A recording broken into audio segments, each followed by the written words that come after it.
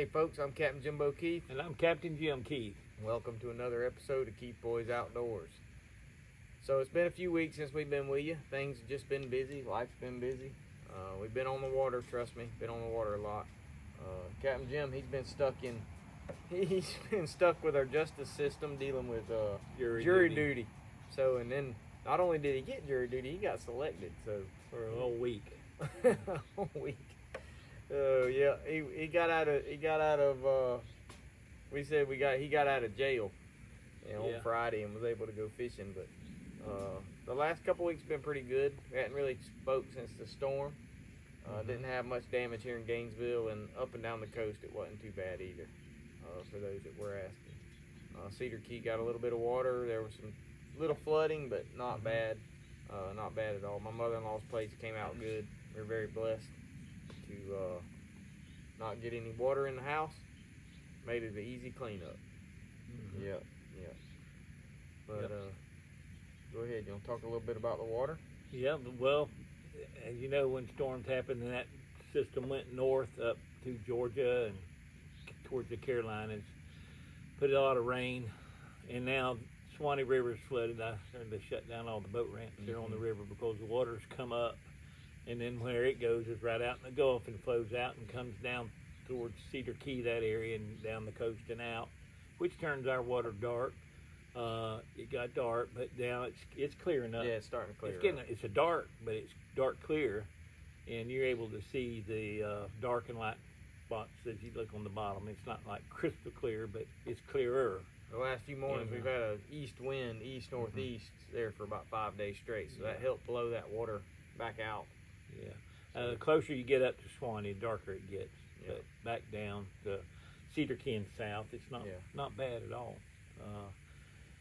But let's see. I had jury duty Thursday, and then Friday I got to get out. Saturday I worked here in the yard, finish up cleaning up from the storm. Yeah. It messed up my yard. Yeah. And one tree down. But anyway, Friday I got on some redfish. And caught a few trout and a couple keeper drum. Yeah. Bite was pretty quick on the redfish. Yeah. So starting back right after the storm, redfish bite got real good, and then it kind of tapered off at the beginning of this past week. I kind of struggled on Monday, Tuesday, struggled a little bit, and then Wednesday the redfishing bite was still pretty slim, and then the tide started to turn around. The trout bite was really good. And the redfish and snook bite was good early. If you weren't there at daylight, that was a part of the tide there, biting right on that incoming. You weren't getting bit. But I was there a little later in the day, caused me to have to fish the outgoing. The redfish bite was not good at all in the outgoing. Me and another buddy of mine struggled pretty hard. But we were able to put some people on some trout. The trout bite was really good. But then as the week progressed, Thursday, Friday, Saturday, the redfish bite got better. And the trout bite stayed pretty solid as well, which is not real common this time of year to catch them in the place we're catching them. They're already starting to show up in the shallower flats and where we catch them, close. Not really out on the reef. There's still fish out on the reef too. I did hear a good report about out there on Seahorse Reef. But then I also noticed, like Thursday and Friday on social media, that Crystal River's redfish were firing off out there on the spoil banks. Like people were lined up catching them. And usually when that happens, that means ours is not far off. They're starting to make that move, that push coming in. They'll be good. They'll be firing up pretty good. I haven't seen any big schools of big fish, but I'm positive I've gotten on a couple schools. Just water's so dark you can't see them. But every cast we threw in there Saturday, and you did that Friday too. Every cast you throw in there, you get. It's instant. When you get on them. Yeah, it's like I had 4 people on the boat and I couldn't keep hooks baited fast enough Saturday. So, hadn't really taken any pictures to post on our social media because it's just so fast. Now, a lot of these aren't big fish, the ones we were catching. Most of them are 18 to 21, 22 inches. But there are some big ones around. Captain Stephen had a couple really nice fish Saturday. And they're biting on the cut mullet and shrimp. Shrimp. Yeah, they're biting on both. So there's you're not losing a ton of shrimp to pinfish. So if you're wanting to use shrimp, Doug's there has them. And that's one thing you can catch on the shrimp. If you're using shrimp, you catch the little black drum as well. The little puppy drum, they're small. and they're good eating too. There's a bunch of them out on the islands. They don't have as many worms in them as a lot of the bigger black drum, but they definitely are there. They hit a little bit different. So when they're like, even when they're biting on shrimp, it'll just be do do do do do do do do, and then finally they'll take it. So just be patient on that bite. If you set the hook a few times and you're not getting them, me and Captain Steven were talking about that. It's like they nibble on it, and then finally they'll take it. You know, it ain't like a redfish. Redfish will go ahead and he'll nail it and go on. That's the problem I have with most of my customers. There, as soon as they feel a little nibble, they want to jerk it. Just snatch it. So just be patient. Yeah, be patient. Yeah, that's what I tell people: is be patient as you can with that bite. Because I'm not a patient person. I move a lot. My wife's like, "Can't you just sit still?" And I can't do it. I can't. Got ADHD or something. But there's a feeder going off back there in the background. Maybe we'll have some guests here in a minute. Have some deer show up. Yep. But we're looking forward to a good week this coming week. Gonna be on the water. I did take my nephew. I hadn't even showed you yet. Not my nephew. I guess my cousin's husband and her, Joel and Bailey, fishing Wednesday. With them. Yeah. And he brung his drone on the boat, and we're gonna get some more drone footage because he sent me a video. I'm gonna post it on our either social media or your YouTube, and then share it to social media. Yep. Pretty cool shot. Had a lot of mullet getting blown up on by tarpon. We could not connect with a tarpon to have it on the drone. It was a little disappointing there. A lot of good footage. There is a lot of tarpon out there too. Yeah, there's a lot of tarpon around. Triple tailer around as well. A few snook around. Friday we caught triple tail. I mentioned that, but we hooked the big one. Yeah, hooked the big one. And he got away. Captain Steven caught a 16-pounder Saturday, so that was a good one. A lot of pressure on them. Fish are getting beat on pretty hard, but they are around. There's fish around town, pretty close. There's fish north and there's fish east. So I got doubles tomorrow, so I might move around a little bit and try something different. I got to fish early. Yeah. But had some pretty weather lately. Yeah, nice. It has been pretty. Nice. A little cooler. It's cool enough outside right now. We're not sweating, sitting in the shade. Yep. But look forward to some good stuff. The new estuary rods, we got to try them. You know, yeah, we got those, them. and I'm impressed. Yeah, with pretty impressed with them. Casking estuary, the new one. Yeah, it should be coming out in February or November or February, one of the two. So it'll still be about $119 for the estuary, but they've made some good changes. I think. I like the split grip on it. It seems to be good. And the eyes definitely make a difference to me. Those bigger guides allow that knot to come through there really good. Yeah.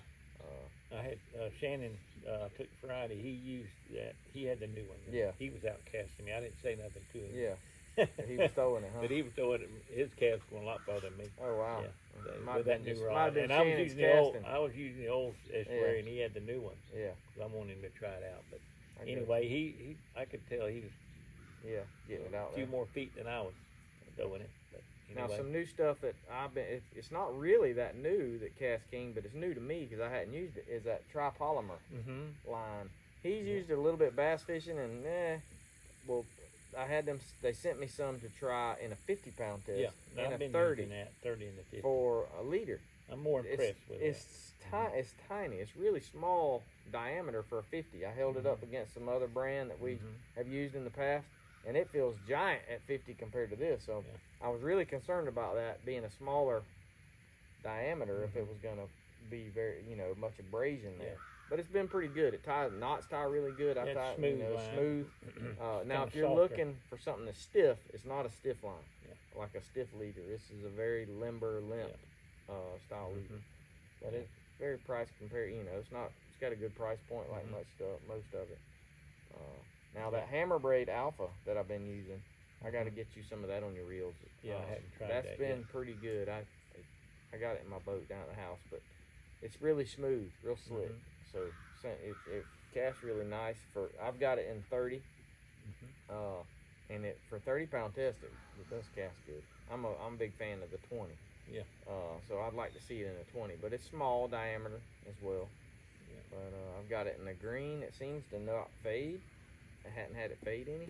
Been on there for a while now, so at least a month, and I hadn't had any fading. But I've had a lot of people comment on my cover on my boat. I'm gonna give a shout out to Derek here, MBM Fabrications. He's in Bronson. If you're looking for any aluminum work done, or stainless work. Towers, handrails, anything to do with a boat or any. I mean, he's just a fabricator. He's really good. Got a nice small business, nice shop. He's good at what he does. Yep, very good. Took an idea to him. He said, "Let me think about it." He came back to me and said, "Hey, I think we need to change it to this." I said, "Okay, it's going to serve the same purpose." He built me a nice top, and he kept it all in house except for the powder coating. He has a guy that does the powder coating, but very reasonably priced for what you're going to get. He is the man when it comes to it. He's really, really good. I've got some other ideas. Captain Jim's going to get him a top built here pretty soon. We're going to get him one. But it's my top's removable. I try to get our producer here to throw a picture of it on the boat. Tell him how it fits. So it fits on my Skeeter, my SX230, it slides in to the rod holders, the rocket launcher rod holders in my leaning post, and then comes up and then goes over my console. It's real narrow, so I'm able to use my rod holders on the side of my console, and they don't hit the roof of it, the top. But it goes out just past my windshield, so if you're sitting in the front of my console and the sun is a little bit of an angle, you still get shade on the front of the console. So me and Steve were sitting up there the other day fishing at like 1, 2 o'clock, backs to the sun. It was perfect. Me and him both sitting in the shade, chilling, soaking some bait for redfish. It was really nice. It doesn't cover the width of the boat, it covers the console width. It's just a console width. For your captain and side. Yeah, whoever's sitting beside, it's built basically for the captain. Shotgun rider there. Yeah, but whoever's sitting right there, I call it like a burner top. They call them something else in some of the other bay boats, but he really did a good job. And for somebody that I wanted one that was removable. I didn't want it all the time. That's really what nice. I like about it. You can take it off. Right so out. I probably won't put mine in the morning, but I'm gonna have it with me. I'm gonna throw it in the afternoon. I've got 2 straps that come down. I pull it down and then just a little bit where it's under pressure and clip it to my console. They don't block much view, but I'll probably throw it on in the afternoon for me and Steve. But I got a group of people in the morning. I'll probably leave it off.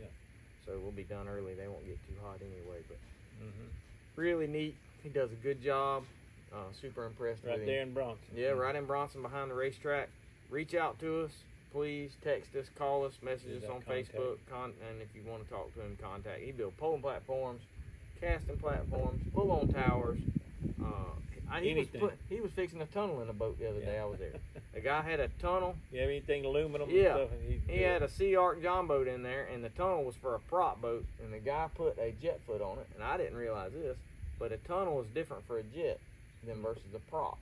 So the jet foot tunnel needs to be flat coming back, and a prop tunnel is concave.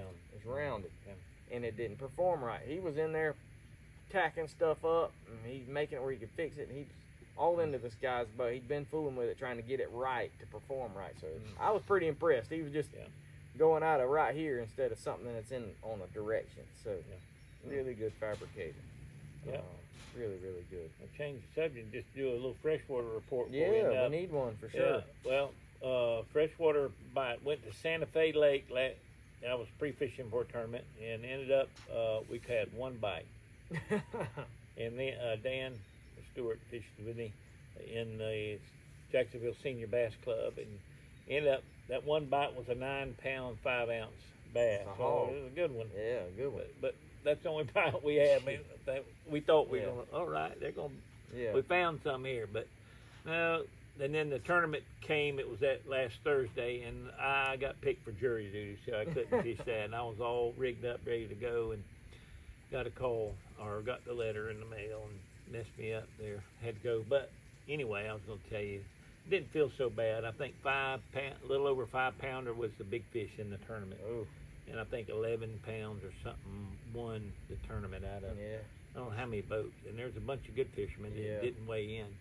So I didn't feel too bad about it, because I knew it was going to be tough. But summer bite, freshwater's tough. And that was over in Santa Fe Lake. Now I hadn't heard any reports. I haven't been to Orange or La Cruz or any of the other lakes. But I heard Orange is getting a little low. Is that true? Yeah, probably the rain has probably come up a little bit with this rain that we had.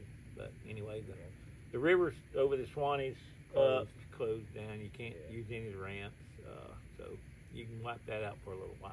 Yeah. But when they open them back up and that water's still flowing, creek mouths, where any of the creeks that flow into the Swanee, that's where you'll be catching the bass. It's in the mouth of those creeks where that water's draining out, moving.